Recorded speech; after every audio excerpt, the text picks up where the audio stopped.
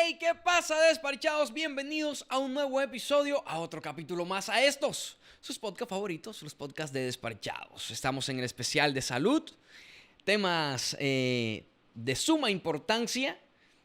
En esta oportunidad traemos a una ginecóloga, doctora ginecóloga obstetra, pero antes de presentarla, para hablar sobre el cuidado íntimo de la mujer, quiero recordarles que este podcast llega a ustedes gracias al auspicio del odontólogo de moda, mi odontólogo Vaya Caballo. Doctor Rafael Negrete Mediste, la gran Valeria Pico, la diseñadora de los artistas. Gracias a Mendoza Peluquería.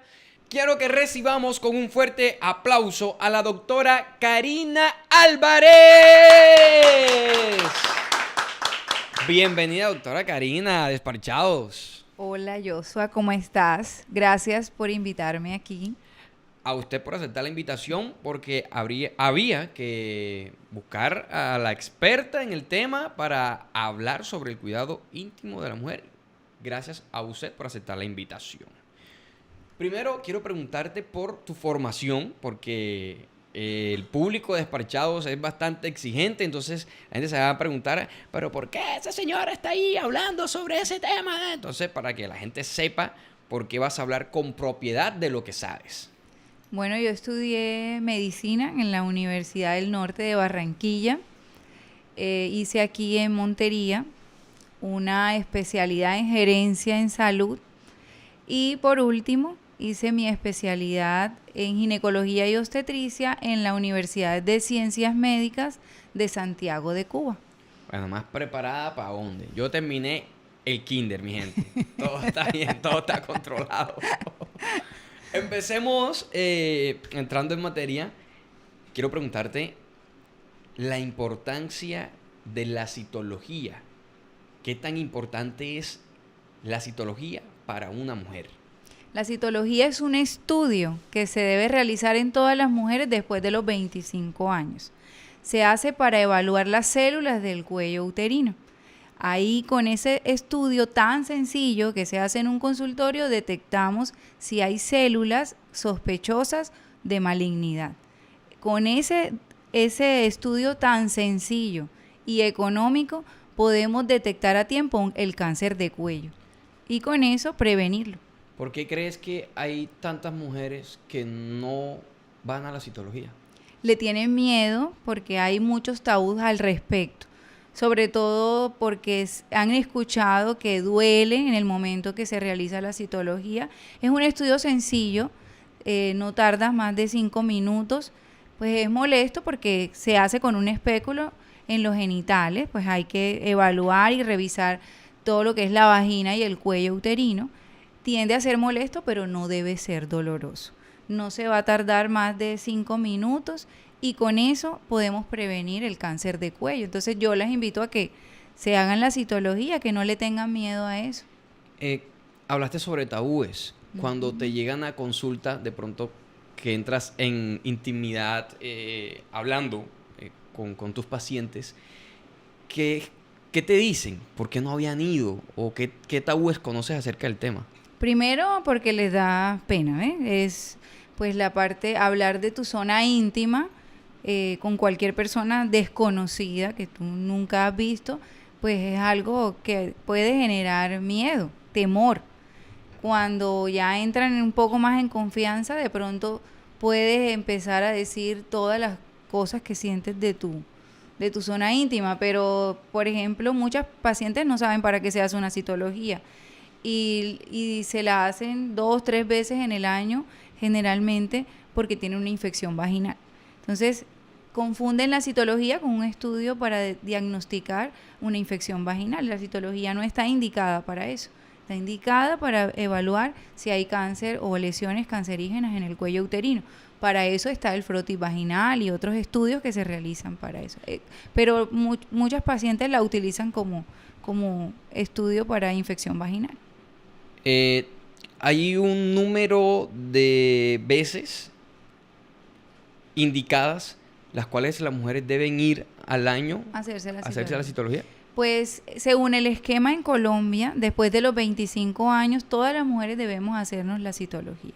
Y aquí hay un esquema que es al año tú te realizas por primera vez la citología, luego debes ir al año y si esas citologías han salido negativas, la tercera citología debe ser al tercer año. Yo siempre les aconsejo a mis pacientes cuando han iniciado vida sexual a temprana edad que se la realicen después de haber iniciado la vida sexual un año después, porque es que el cáncer de cuello uterino se ve asociado a infecciones de transmisión sexual como el virus del papiloma humano. Entonces es importante, si ya tenemos vida sexual, hacer la citología. Entonces depende de si la paciente ha tenido lesiones o no en el cuello uterino, de eso va a depender cada cuánto se realiza. Pero una mujer sana se debe hacer en el esquema 1-1-3, que es cada año y luego cada 3 años. Y que a propósito de las mujeres que ya tienen una vida sexual activa o que ya empezaron su vida sexual, el hecho de que ya estén tomando anticonceptivos o usando métodos anticonceptivos no quiere decir de que no tengan el riesgo de incurrir en infecciones vaginales. O sea, son dos cosas muy distintas. Totalmente diferente. Pues existen muchísimos métodos anticonceptivos. Lo que pasa es que hay algunas confusiones cuando hablamos de anticoncepción. Pero los métodos anticonceptivos están los métodos hormonales y los no hormonales. Dentro de los no hormonales está el preservativo. Entonces, el uso del preservativo es el único método anticonceptivo que nos va a prevenir de infecciones de transmisión sexual. Si utilizamos píldora, inyección, no nos va a prevenir de infecciones de transmisión sexual. Y en el caso de las mujeres que el anticonceptivo les causa irritación, molestias, también les causa alergias. En la zona genital, pues eso depende porque todos los organismos son diferentes. Y cada paciente es diferente y se trata de forma diferente. Por eso cuando voy a elegir un método anticonceptivo, lo primero que debo hacer es pedir asesoría e ir a una persona que esté capacitada, a la ginecóloga, al médico que está capacitado en anticoncepción, porque el anticonceptivo que me sirve a mí, pues de pronto no le va a servir a mi hermana, a mi prima, y puede ocasionarle alguna reacción. Es decir, que cuando de pronto se reúne el convito de amigas y está diciendo allí, no, amiga, lo que pasa es que yo utilizo, ¿cómo se llama el dispositivo? El implante subdérmico. Hay que preguntarle a la experta para que hable con los términos técnicos. No, que a mí funcionan las pastillas y de repente la amiga dice, bueno, yo voy a intentar con las pastillas que toma mi amiga. Ajá. Y resulta que no le funciona. Es un error. O sea, no podemos hablar de un método anticonceptivo universal, ideal para la mujer. Sí. Tienes que hacerte la evaluación sí. y que te recomienden cuál es el indicado para qué tienen en cuenta para diagnosticar o para mirar cuál para ti el ideal sería tal. Eso tenemos en cuenta varias cosas. Una de las cosas es la edad de la paciente, pues el nivel de escolaridad.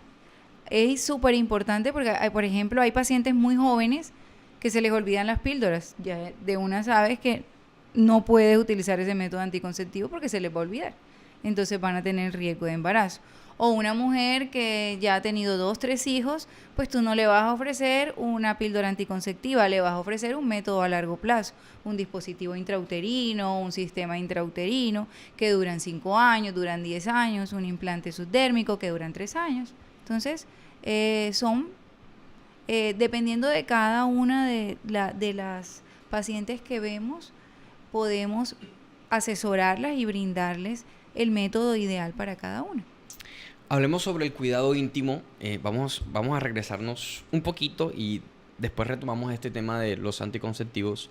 ¿Cuál es la principal o cuáles son las principales causas por las que se producen infecciones vaginales? Bueno, existen muchísimas causas. Las infecciones vaginales pueden ser producidas por hongos, por bacterias. Generalmente la más común es la vulvovaginitis, que es producida por el hongo, por la cándida. Está la vaginosis bacteriana, que generalmente la produce una bacteria, que es la Gardnerella vaginalis, y que casi siempre se produce porque se barre la flora vaginal normal. Entonces, Y otras, que existen muchísimas, pueden ser causadas por infecciones de transmisión sexual. Cuando dices se barre, ¿es debido a qué? ¿Qué produce que se barra la flora? Muchas veces que somos obsesivas con el aseo de nuestros genitales. Hay mujeres que hacen cosas erradas. Generalmente para el aseo del genital, pues solamente la vulva se tiene que asear, los labios mayores, o sea, la parte de afuera, el clítoris, y en la parte de adentro, que es la vagina, no hay que aplicar ni jabón íntimo, ni óvulos para limpiar. La vagina tiene un sistema de autodepuración, se limpia solita. Ahí hay unas células que se llaman lactobacilos, que son las encargadas de mantener nuestro pH. Entonces, cuando a veces aplicamos duchas o colocamos óvulos, hay mujeres que lo hacen culturalmente. Cuando salgo del periodo me coloco un óvulo para limpiarme. No necesitamos nada para limpiarnos, porque la vagina se limpia sola, ¿ok? Entonces, el hacer esas cosas que son malos hábitos puede hacer que se barra la flora y vienen las infecciones vaginales. Entonces, ¿en qué caso debe una mujer utilizar, por ejemplo, la ducha vaginal? Solamente cuando el médico lo indique, ¿ok? Solamente bajo indicación médica. Cuando hay una infección vaginal, que el médico le indique determinada ducha vaginal. ¿Y qué consecuencias podría traer a futuro el uso indebido, por ejemplo, de las duchas vaginales y también del uso de óvulos? Que vengan las infecciones como la que te comenté, la vaginosis bacteriana, que no es más que se barre o se desaparecen los lactobacilos y vienen infecciones vaginales recurrentes. Entonces, la paciente se queja de un flujo con mal olor, ardor y molestia en la zona genital. Entonces, siempre se repite. Mejora con el tratamiento y vuelve otra vez la infección. Son repetitivas porque casi siempre siguen incurriendo en el método que les está causando la infección. Causando la infección, exactamente. Okay. ¿Estas infecciones pueden agravarse, convertirse en algo peor? Sí, ¿Qué puede ser? Sí, puede. Las infecciones pueden empezar por la vagina, pero incluso pueden llegar al cervix, que es el cuello uterino, subir hasta el útero, las trompas, los ovarios y producir una enfermedad pélvica inflamatoria. ¿Qué recomiendas entonces para evitar este tipo de infecciones? Generalmente, pues nosotras tenemos que ser muy juiciosas con el aseo de nuestros genitales, pero como les expliqué ahorita, la vulvita no necesita que nosotros seamos obsesivas, porque ella de por sí solamente necesita el aseo en la parte externa, que es lo que se expone, pues, a los interiores, a la toalla sanitaria. Entonces solamente es asear los labios mayores, el clítoris, y en la parte interna solo es separar los labios y lavar con agua nada más, porque la vagina se limpia solita, no necesita nada. Esa es la primera recomendación. La alimentación es súper importante porque las infecciones vaginales por hongos se asocian a una ingesta cargada de azúcares. Entonces, la alimentación, si hacemos ejercicio, cambiar la ropa de ejercicio para no mantenernos húmedas, lavar la ropa interior con agua y jabón y colocarlas en el sol. Discúlpame que te interrumpa en este punto. De pronto uno creció en un hogar donde de pronto ve ciertas prácticas al momento de que las mujeres de la casa lavan la ropa interior, de pronto que la lavan que le echan una gotica de vinagre. ¿Qué tan recomendable es eso? Pues no hay nada que lo soporte científicamente, que eso sirva, ¿ok? Hay quienes lo recomiendan, pues yo lo respeto, hay colegas que lo puedan recomendar, pero yo generalmente no lo hago porque se ha visto que existen vulvitis asociadas a reacciones químicas. Entonces, todas esas cosas pueden... De hecho, he tenido pacientes que por hacer esas prácticas, incluso no solo echarle goticas a la ropa, sino que se hacen duchas vaginales con vinagre. Fuerte. Y entonces tienden a producir vulvovaginitis precisamente química. Por el desconocimiento. Sí. Es que esos son muchas creencias que la gente utiliza a veces culturalmente y a veces nos perjudican cuando no consultamos. ¿Qué otro tipo de casos como estos te han llegado al consultorio?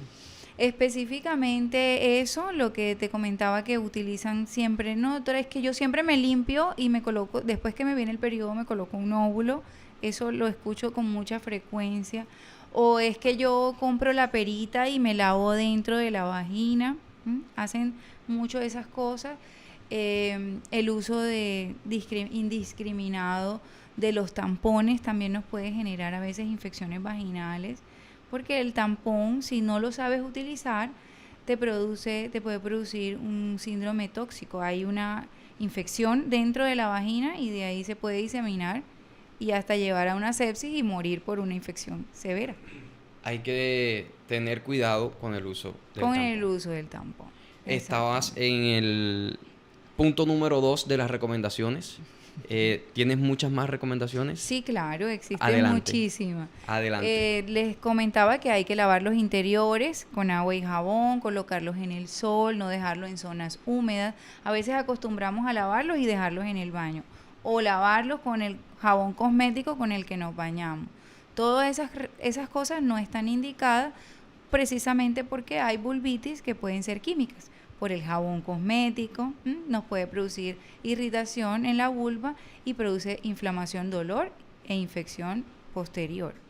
Nos produce flujo, nos produce ardor. Entonces, todas esas cosas son súper importantes. La alimentación, como te había comentado, es importante. Retirar la ropa húmeda. La ropa interior debe ser de algodón. Debe ser ropa clara, no debe ser oscura, no debe ser apretada, no debe ser de licra, ni de encajes, ni hilo dental. Lo podemos utilizar de forma ocasional, pero para nuestro uso diario no es recomendable, porque puede producirnos infecciones vaginales. Entonces las mujeres que todo el tiempo, que son amantes de los hilos, las brasileras... son más propensas a tener infecciones vaginales. ¿Qué sucede? Que el hilo, cuando tú caminas, se mueve hacia adelante y hacia atrás. Entonces tiende a llevar las bacterias del ano hacia la vagina y puedes tener infecciones vaginales. Entonces sí lo puedes utilizar, pero de forma moderada, no diario, ¿ok? Porque el uso constante puede generarte infecciones vaginales. Fíjate, estoy totalmente seguro que muchas mujeres no sabían esto. Y que usan constantemente este tipo de ropa interior. Y sobre todo la ropa interior de encajes y de licra, que la utilizamos muchísimo. ¿Qué pasa aquí en Montería? Hace mucho calor. Entonces la ropa interior de licra nos genera mucha humedad y somos propensas a tener infecciones vaginales por hongos. Los malos, bueno, no sé si los malos olores o los olores que no deberían estar en esta zona íntima de la mujer, siempre están asociados a infecciones vaginales. La gran mayoría de las veces está asociada a infecciones vaginales, pero algunas veces puede ser algún trastorno hormonal y puede generar algún olor característico en la zona genital. Me voy a regresar al tema de la copa menstrual. ¿Qué tan recomendable es? Yo la recomiendo. La copa menstrual es excelente. Es uno de los métodos nuevos. De hecho, a mis pacientes les gusta muchísimo porque esa base de un material que es silicona, que se puede limpiar, lavar, que no genera malos olores, que no corre el riesgo igual que con el tampón de tener una infección. Es lo más limpio que existe y evita las infecciones vaginales, evita la irritabilidad. Cuando las pacientes se quejan mucho que la toalla sanitaria les irrita la vulva. Muchas pacientes son alérgicas a las toallas sanitarias. O sea que entonces esas pacientes yo les recomiendo la copa menstrual y les va súper bien. Y que solamente tienen que comprar una. No tienes que pasar comprando una cada año, porque lo ideal o lo recomendable es cambiarla anual. Al año. El uso de la copa menstrual la clave del éxito es que la haces bien, la utilices, la limpies y la esterilices antes de cada ciclo y que aprendas a colocarla en la mejor posición. Porque muchas pacientes ven y dicen, es que eso es muy grande, eso me va a maltratar, eso me va a molestar. Y la vagina es es un órgano que está cerradito, colapsado, y cuando introduces la copa, ella se acomoda perfectamente a la vagina y no molesta para nada. Como si no estuviera allí. Como si no estuviera ahí. No Ok. molesta para nada. Las abuelitas ya no, No. ya Ya no la van a aceptar. no, ya no saben nunca conocieron ese, ¿cómo decirle? Esa forma de sobrellevar el periodo. El periodo, Eh, sí. Ya para ellas, Ellos no usaban ni toallas, usaban pañitos, los lavaban. Las abuelas antes les tocaba así. en las mujeres embarazadas, cuando hay infecciones, infecciones vaginales, ¿estas infecciones pueden poner en riesgo el embarazo? Sí, claro. Hay algunas infecciones vaginales, pues la gran mayoría se ven asociadas a amenazas de aborto, incluso abortos o amenazas de parto pretérmino. Y viendo o pensando en la gravedad del asunto, hasta una patología que se llama coriamnionitis, que es infección de las membranas y puede producir incluso hasta la muerte fetal. Sí puede llegar a tener complicaciones fatales, tanto Cuan- para la mamá como para el bebé. Cuando la mujer está en periodo de gestación, cuando está en Ujú. embarazo, ¿debe ir más frecuentemente a citología o sigue No. siendo normal? La citología es igual, el esquema es igual. Generalmente esperamos el segundo trimestre para hacerla si la paciente no se la ha hecho, y si se la hizo justo antes de quedar embarazada, se espera hasta después que tenga su bebé 3 meses para hacerse la próxima citología. Volvemos al tema de los métodos anticonceptivos. Existen muchos tabúes que engordan, que brotan la cara, el tema del acné, que, bueno, producen un sinnúmero de efectos colaterales, podríamos decirlo. Sí. Sí están ligados estos cambios físicos debido al uso de métodos anticonceptivos. Sí, en gran parte no todos los métodos nos pueden producir efectos secundarios, pero todos los métodos anticonceptivos hormonales en cualquier paciente puede manifestarse de diferentes formas. Era lo que conversábamos al inicio, que cada paciente es totalmente diferente. Afortunadamente, hoy en día existen muchos métodos con dosis muy bajas de hormonas, y esos efectos secundarios que antes veíamos severos de acné, de manchas en la cara, que nos engordábamos de forma muy agresiva o muy abrupta, se han ido disminuyendo porque, por ejemplo, en el caso de los anticonceptivos, ya cada vez hay dosis más bajas y los efectos secundarios son menores. Incluso hoy en día existen anticonceptivos orales que utilizamos para el acné, para mejorar el acné, que mantienen tu peso, que no te engordan, y lo utilizamos en patologías como por ejemplo el síndrome de ovario poliquístico. Entonces se ve asociado, hay muchos dermatólogos que utilizan en conjunto con nosotros los ginecólogos los anticonceptivos para el acné.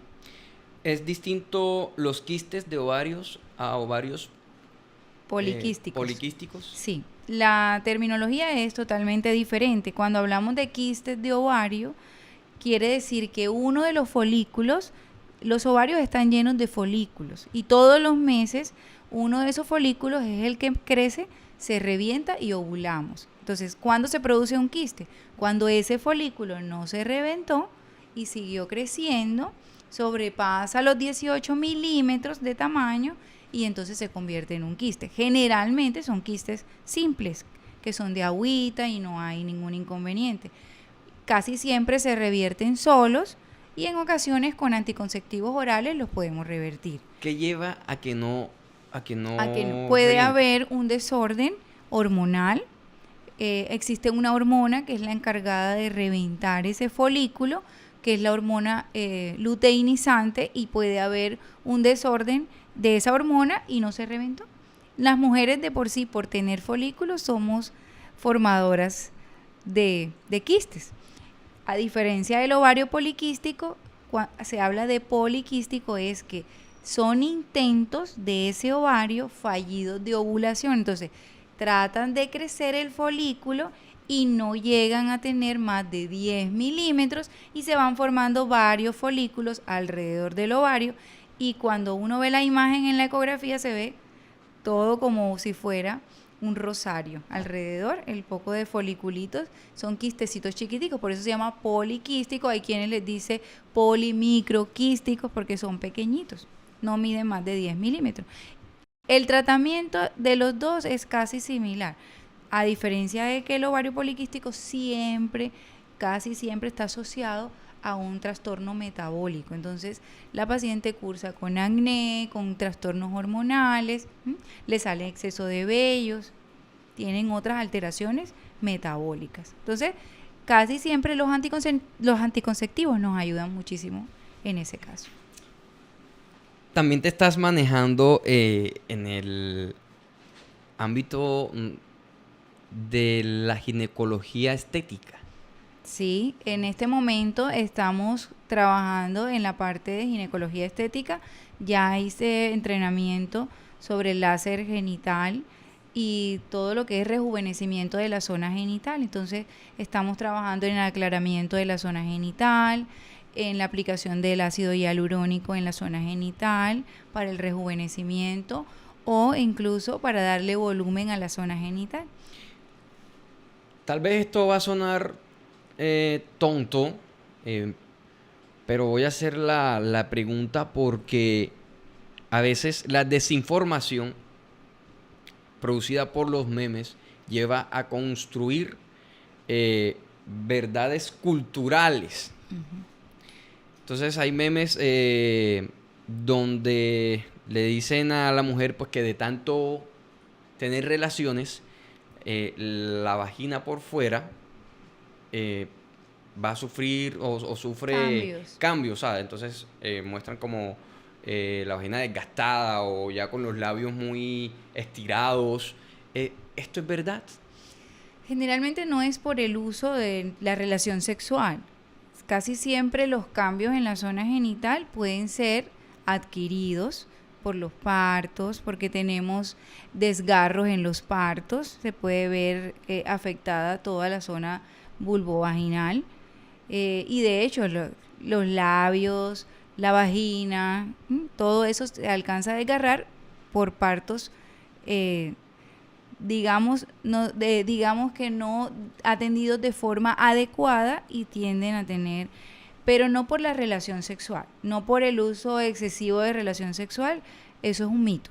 Realmente es más por los partos, por desgarros que hemos tenido, o porque a veces somos mujeres, por ejemplo, con patologías crónicas, pacientes que sufren de POC, que son tosedoras crónicas, tosen mucho. Entonces esas pacientes tienden a tener descensos de vejiga y entonces hay hiperlaxitud de la vagina y empieza a haber algunos cambios a nivel hiperlaxitud de la vagina. Se vuelve más amplia de lo normal. ¿Okay? Entonces, ¿eso se puede revertir? Por supuesto, se hace con todo lo que hacemos en rejuvenecimiento. Existen tratamientos que son médicos y tratamientos que son quirúrgicos para poder fortalecer y poder volverle a dar la textura y la integridad que la vagina tenía antes de tener los hijos, por ejemplo. Ok, y el procedimiento donde o cuando las mujeres quieren volver a ser vírgenes se llama himenoplastia. Es para reconstruir el himen y pues hay mujeres quienes lo quieren realizar y también se realiza. ¿Queda igual? ¿Totalmente igual? Pues digamos que no igual como cuando nacimos, ¿verdad? Pero sí queda totalmente cerradito como estaba antes. ¿Y va a sentir lo mismo? Lo mismo. Okay. Lo mismo. ¿Eso lo pueden hacer en su consultorio? Por supuesto. En su... Yo hago esa cirugía, claro que sí. Ok. Toda esa parte del rejuvenecimiento, de esas cirugías que te explicaba para volver a devolver el tono de la vagina, se llama colporrafia anterior y posterior. Lo que hacemos es apretar pues toda la parte muscular de la vagina y vuelve a tener el tono que tenía pues antes de tener hijos. Generalmente se vuelve muy laxa por eso. Hay un video en Facebook, ajá, el cual me causaba mucha risa. Sale una chica en licra, con ropa la cual usa para ir al gimnasio. Al gimnasio.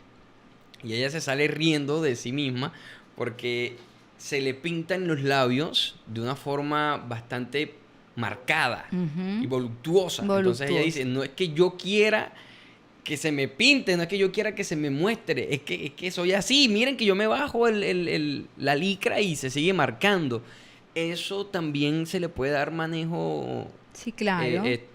Estético. Podríamos decir. La gran mayoría de las pacientes se quejan o desean tener una vulva más voluminosa, no quitarse. No, rara vez escuchas que se quieren bajar el volumen, pero sí se puede. Eso, igual como se hace el lipo en los otros lugares donde todo lo que es el pubis, que es la parte de arriba de la vulva, y los labios, está compuesto en gran parte por grasa. Y tú puedes hacer una liposucción de esa zona y bajarle el volumen. Lo mismo, colocarle volumen, ya sea temporal con el ácido hialurónico o con plasma rico en plaquetas, o lo puedes hacer definitivo con una lipoinyección. Lo que hace, sacas la grasa de otro lugar y se inyecta en ese lugar. Igualito como lo hacen los cirujanos de hacer las cirugías estéticas, pues se hace en la zona genital. Te tengo que preguntar esto. Dado a que es una zona tan delicada para la mujer, ¿existen riesgos secundarios con este tipo de cirugías? Claro, todas las cirugías tienen riesgo, todas, hasta la más pequeña que exista tiene sus riesgos. Existen riesgos quirúrgicos inherentes a la cirugía, un sangrado, una hemorragia, una pérdida de la sensibilidad, pues estamos trabajando en la zona genital que es sensible. Muchas veces hay cirugías genitales que comprometen el clítoris, porque a veces hay que hacer cirugía en el clítoris.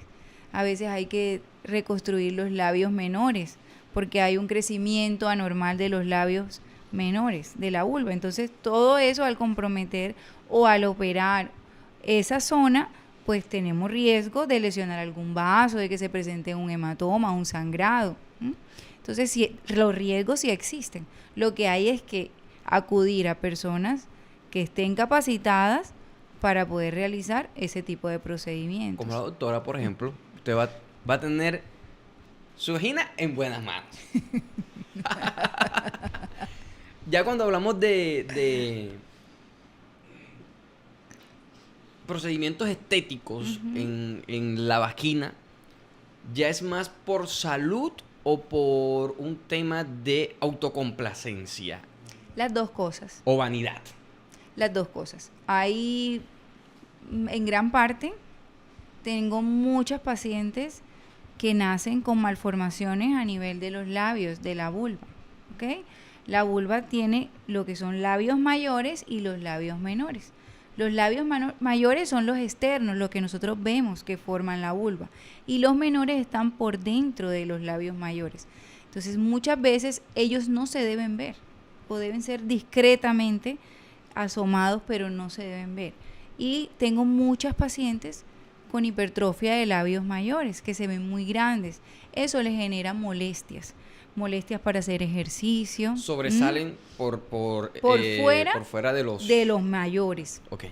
Ellos se llaman menores porque son pequeñitos y sobresalen por fuera de los mayores. Entonces, como están por fuera, el roce con la ropa interior les molesta, les produce infecciones vaginales, les produce dolor en el momento de la relación sexual. Entonces, puede ser una causa por patología, porque ya se vuelve algo patológico, y muchas pacientes también lo hacen por la parte estética. Doctora, yo quiero tener mi vulva más rellenita, o doctora, yo quiero tener mi zona genital más clara, yo quiero que se me vea más blanca. Eso hace parte de la estética. ¿Qué tan alcanzable económicamente son estos procedimientos en Colombia para una mujer? Pues son costosos debido a que utilizamos equipos que son costosos, con insumos que son costosos, pero no son imposibles o no digamos que no son tan difíciles de acceder. Aquí, afortunadamente, en Colombia es uno de los países donde toda la parte estética y plástica es súper económica. Si comparamos con países por fuera, como Brasil, en Europa, por ejemplo, en Brasil. Aquí, no vayamos tan lejos, aquí en Latinoamérica. Es costosísimo. En Brasil, por ejemplo, los procedimientos son más caros. Muchas pacientes vienen aquí a Colombia a realizarse procedimientos estéticos porque es de los más económicos que hay. Como nosotros estamos radicados en Montería, te tengo que preguntar ¿cuántas ginecólogas o ginecólogos en nuestro departamento están preparados para hacer este tipo de procedimientos estéticos en la zona íntima de la mujer? ¿En Montería? Sí, Montería. Podemos reducir el nicho en Montería. Pues hasta este momento la única que ha hecho entrenamiento he sido yo. Bueno, prepárese porque ahora la fila va a ser más larga. Doctora, ¿el flujo vaginal es normal? No, cuando hablamos de flujo, pues podemos hablar de secreciones vaginales normales.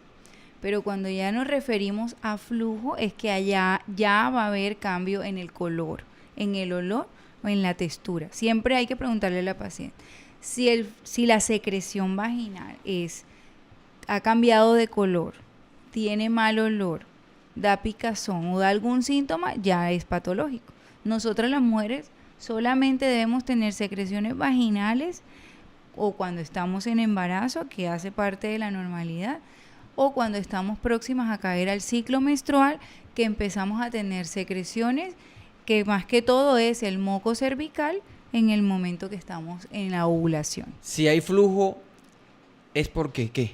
¿Qué porque está pasando? posiblemente hay una infección vaginal. Hay que acudir al médico inmediatamente. Okay. Tener flujo no es...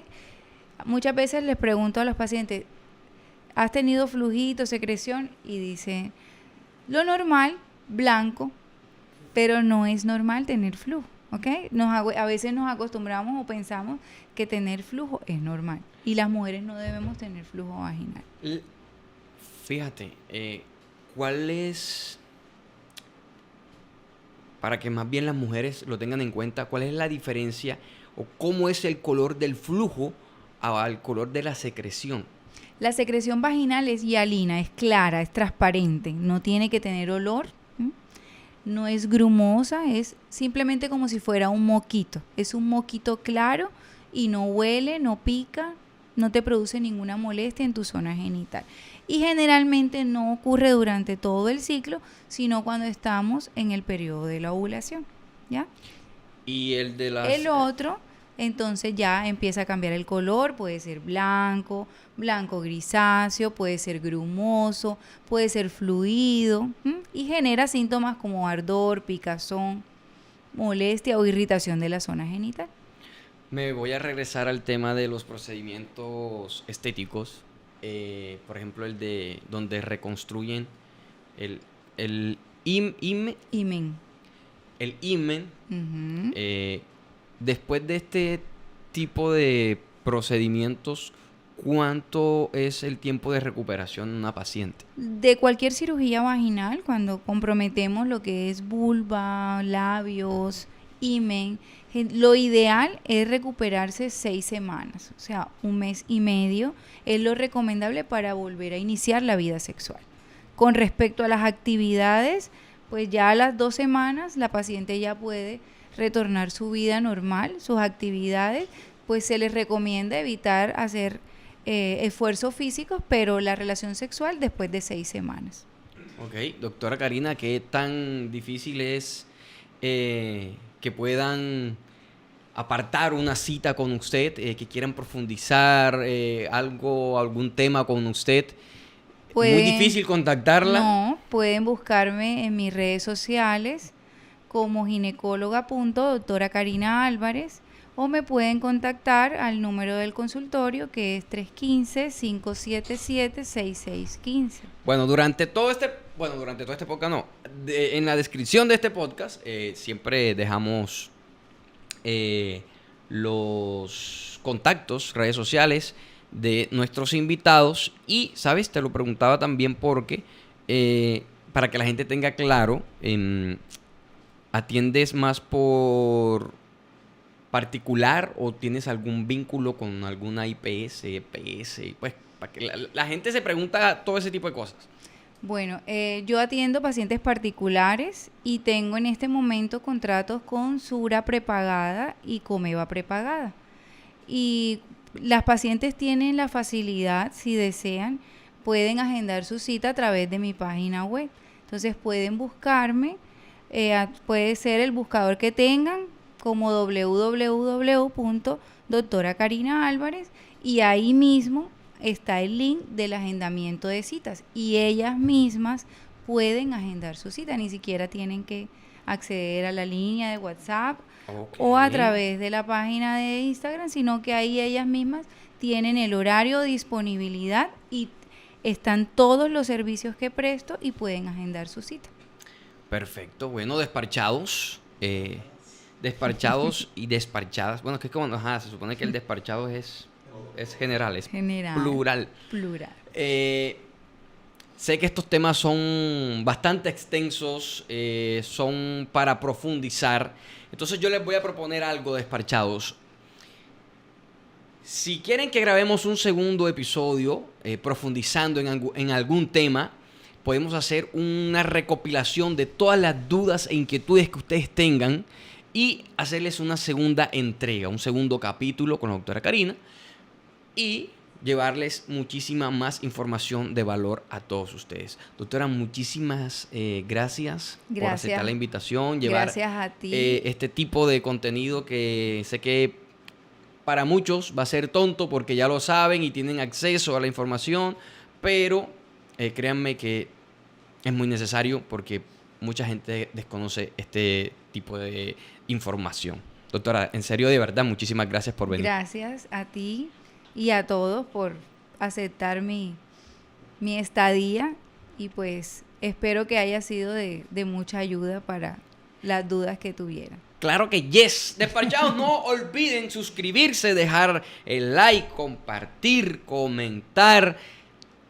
Ya saben, si quieren el segundo episodio, si nos están viendo en Facebook, en TikTok, en YouTube, si nos están escuchando en Spotify, en iTunes, en cualquier plataforma donde nos estés siguiendo, déjanos tus inquietudes y sería un honor tener nuevamente invitada a la doctora Karina y vamos a despedirla con un fuerte aplauso. ¡Claro que sí! Nos vemos en un próximo episodio.